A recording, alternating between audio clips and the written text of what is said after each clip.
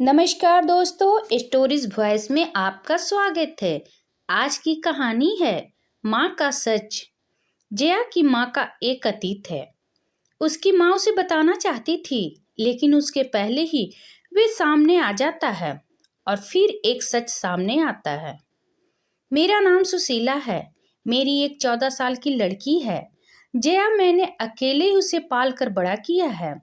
जया और मेरी एक छोटी सी दुनिया है, लेकिन हमारी जिंदगी में ऐसी कई बातें हैं जो मैंने जया से छिपाई है।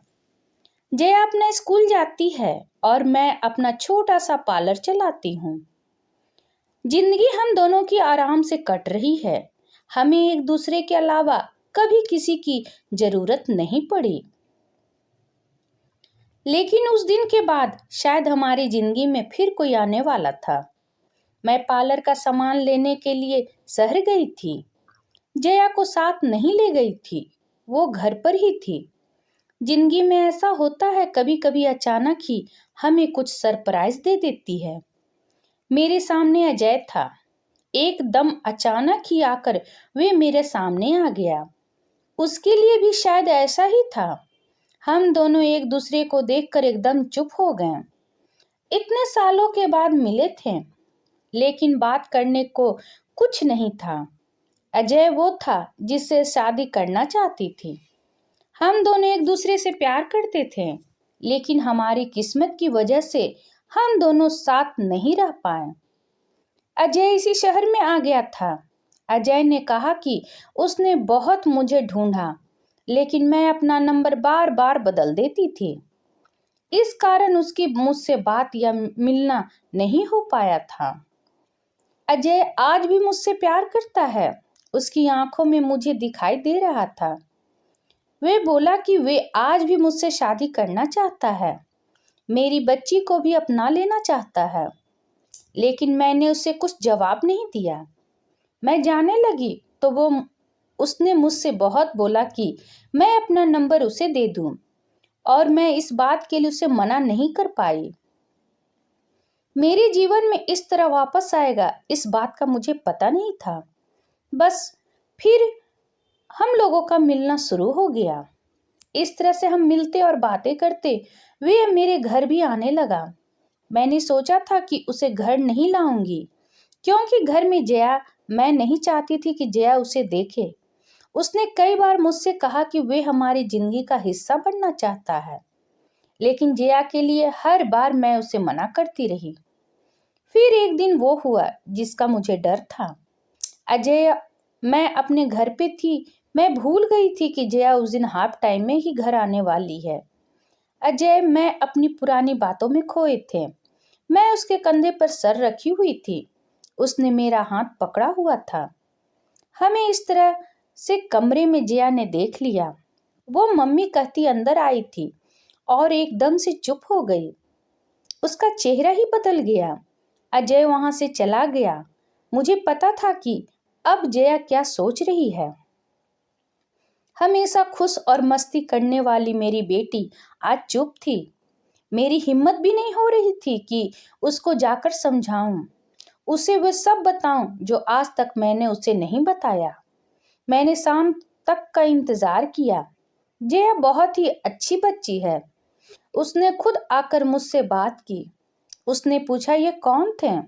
अगर आप मुझसे कुछ बात करना चाहती हैं तो कर सकती हैं। जया ने फिर मुझसे पूछा, आपने जो आज तक कहा वो मैंने माना है।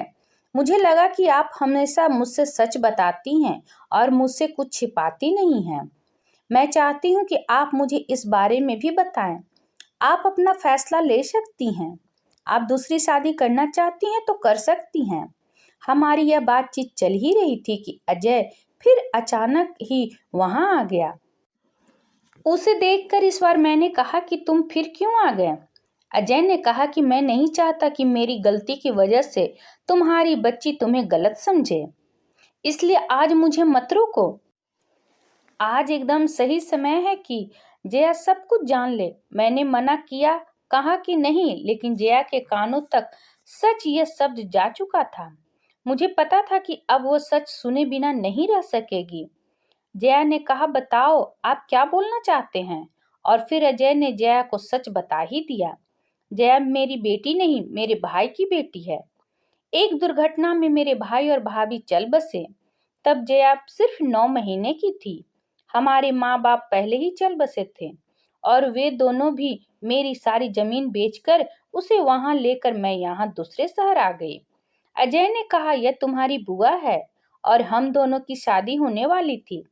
सिर्फ तुम्हारे लिए कि तुम्हारा प्यार बांटने कोई और नहीं आ जाए, इसने मुझसे शादी नहीं की।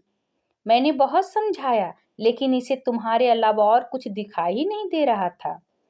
बहुत सालों बाद मिले तो हम एक दूसरे से बात करे बिना नहीं रह पाए। मैं इसे आज भी कह रहा हूँ, लेकिन अभी भी यह मना करती है। जया सुनकर मेरी तरफ देखती और पूछती है, यह क्या बोल रहे हैं?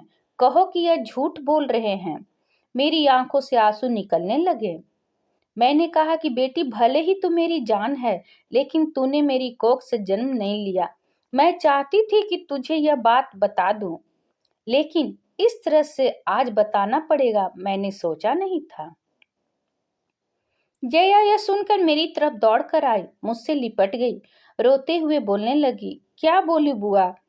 माँ या भगवान, मैंने कहा कि तू मेरी बेटी है और मैं तेरी माँ, बस यही सच है और यही रहेगा। और अब शादी की होगी तो वो भी बड़ी धूमधाम से, जब तू चाहेगी। मेरे फैसले को अजय ने भी माना। आखिर मैं अकेली नहीं थी जो बिना शादी उम्र निकल रही थी, उसने भी ऐसा ही किया था। जया ने फिर कई बार कहा कि आप लोग शादी कर लो, लेकिन मैंने कहा, अब तुम्हें हमें मान लिया है और जान लिया है, बस हमारी तपस्या सफल, और कुछ हमें नहीं चाहिए। एक प्यारी सी जया के लिए क्या इसकी बुआ की बलिदान सही था या गलत? कमेंट करके जरूर बताएं, और अगर पसंद आए तो प्लीज लाइक एंड सब्सक्राइब करना ना भूलें। इसी तरह और भी कहानी सुनने के लिए कृपया बेल आइकन बटन को दबाना ना भूलें। वीडियो देखने के लिए आपका बहुत बहुत धन्यवाद।